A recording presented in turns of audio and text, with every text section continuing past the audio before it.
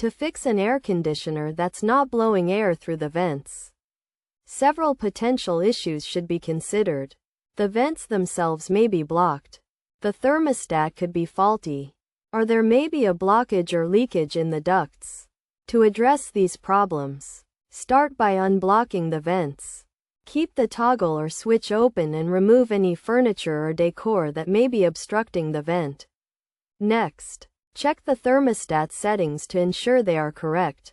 And if necessary, replace the batteries if it's a battery-operated model. It's also a good idea to open the thermostat cover and use a soft brush to remove any dirt that may have accumulated. To verify the thermostat's calibration, place a glass thermometer next to it and wait 15 minutes before checking. If there's a difference of more than 1 degree, recalibration may be necessary. Finally, inspect the ducts for any twists, leaks, or holes, and consider contacting a professional if uneven cooling or significant damage is detected.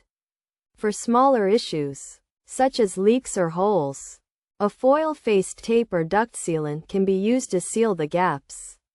By following these steps, it's possible to identify and fix the problem, getting the air conditioner blowing air through the vents once again.